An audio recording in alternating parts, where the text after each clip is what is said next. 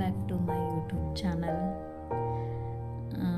2 ದಿನದಿಂದ ನಾನು ಯಾವುದೇ ವೀಡಿಯೋಸ್ನ ಹಾಕಿರಲಿಲ್ಲ, ಯಾಕಂದರೆ ನನಗೆ ಸ್ವಲ್ಪ ಹುಷಾರಿರಲಿಲ್ಲ. ಹಾಗಾಗಿ ನಾನು ಯಾವುದೇ ವೀಡಿಯೋನ ಎಡಿಟ್ ಮಾಡೋಕ್ಕಾಗಿರಲಿಲ್ಲ.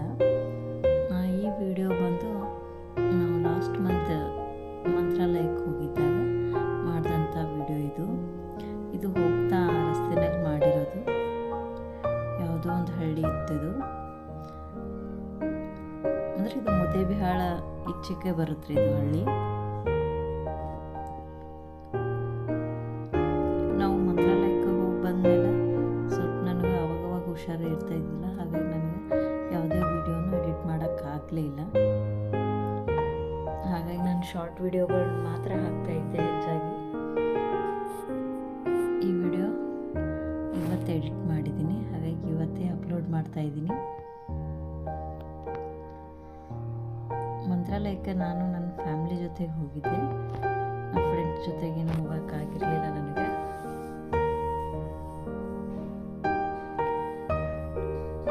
ಭಾಳ ದಿನದಿಂದ ನಾನು ಹೋಗಿದ್ದೇ ಇಲ್ಲ. ಆಲ್ಮೋಸ್ಟ್ ಒಂದು 10 ಇಯರ್ಸ್ ಆಯ್ತು ನಾನು ಮಂತ್ರಾಲಯಕ್ಕೆ ಹೋಗದೆ.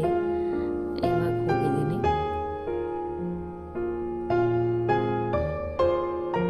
ನನ್ನ ವಿಡಿಯೋ ಏನಾದರೂ ಇಷ್ಟ ಆಗಿತ್ತಂದರೆ ಲೈಕ್ ಮಾಡಿರಿ, ಶೇರ್ ಮಾಡಿರಿ, ಕಮೆಂಟ್ ಮಾಡಿರಿ, ಸಬ್ಸ್ಕ್ರೈಬ್ ಮಾಡ್ಕೊಂಡು ನೋಡ್ರಿ ಅಂತ ಹೇಳ್ತಾ ಈಗ ಬರ್ರಿ ಮಂತ್ರಾಲಯದ ದರ್ಶನ ಮಾಡೋಣ.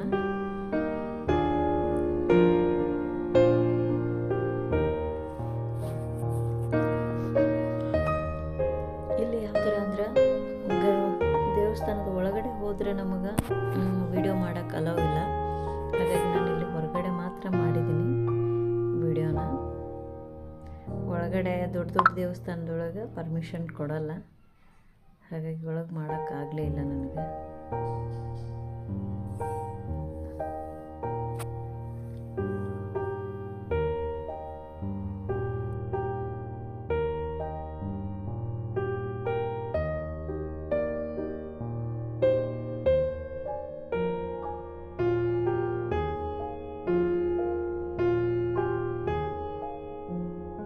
ಈ ಒಂದು ವಿಷಯದಲ್ಲಿ ಎಲ್ಲ ಹೆಣ್ಮಕ್ಳು ಒಂದೇ ಥರ ಅಂತ ನನಗೆ ಅನ್ನಿಸ್ತದೆ. ಯಾಕಂದರೆ ನಾವು ಎಲ್ಲೇ ಹೋಗಲಿ ಒಂದು ಶಾಪಿಂಗ್ ಅಂತ ಮಾಡೇ ಮಾಡ್ತೀವಿ. ಏನಾದರೂ ಇರಲಿ, ಒಟ್ಟಿನಲ್ಲಿ ಸಣ್ಣದೋ ದೊಡ್ಡದೋ, ಒಟ್ಟಿನಲ್ಲಿ ಒಂದು ಶಾಪಿಂಗ್ ಮಾಡೇ ಮಾಡ್ತೀವಿ. ಇಷ್ಟಾದರೂ ಸ್ವಲ್ಪ ಇಲ್ಲಾನು ಸಣ್ಣ ಪುಟ್ಟ ಸ್ವಲ್ಪ ತೊಗೊಂಡೆ. ಇಷ್ಟ ಆಯಿತು, ಕಲರ್ಸ್ ಭಾಳ ಲೈಟ್ ಕಲರ್ ಒಳಗೆ ಒಂದಿಷ್ಟಿದ್ದು. ಹಾಗಾಗಿ ನನಗೆ ಮತ್ತು ನನ್ನ ಮಕ್ಕಳಿಗೂ ಬ್ಯಾಂಗಲ್ಸ್ನ ತೊಗೊಂಡೆ. ಭಾಳ ಇಷ್ಟ ಆಯ್ತು ನನಗೆ ಈ ಕಲರ್ಸು. ಆಮೇಲೆ ಇದ್ರೊಳಗೆ ಮಿಕ್ಸ್ ಆ್ಯಂಡ್ ಮ್ಯಾಚ್ ಮಾಡೋಕ್ಕಂಥೇಳಿ ಇದಿಷ್ಟನ್ನು ತೊಗೊಂಡೆ ನಾನು. ಇವು ಸ್ಟೋನ್ ಅದಾವ್ರಿ, ಇದಕ್ಕೆ ಮೇಲೆ ಸ್ಟೋನ್ ಬರ್ತಾವೆ. ಹಾಗಾಗಿ ಇವು ಇಷ್ಟನ್ನು ತೊಗೊಂಡೆ ನಾನು ನನ್ನ ಮಕ್ಕಳಿಗೆ, ನನಗಂತಾನೆ. ನೆಕ್ಸ್ಟ್ ನಾನು ಸ್ವಲ್ಪ ಕ್ಲಿಪ್ಸ್ಗಳನ್ನ ತೊಗೊಂಡೆ, ನನ್ನ ಮಗಳಿಗೆ ನನಗೆ ಆಗ್ತಾವಂಥೇಳಿ. ಒಂದು 6-7 ಅಷ್ಟೇ ಕ್ಲಿಪ್ ತೊಗೊಂಡಿದ್ದೀನಿ ನಾನು. ಬಟ್ ಬ್ಯಾಂಗಲ್ಸ್ನ ಜಾಸ್ತಿ ತೊಗೊಂಡಿದ್ದೀನಿ. ನಂಗೆ ಸ್ವಲ್ಪ ಬ್ಯಾಂಗಲ್ಸ್ ಭಾಳ ಇಷ್ಟ ಆಗ್ತಾವೆ, ಹಾಗಾಗಿ ಜಾಸ್ತಿ ತೊಗೊಂಡಿದ್ದು. ಆಮೇಲೆ ನಾನು ಪರ್ಸ್ನ ಪರ್ಚೇಸ್ ಮಾಡಿದೆ.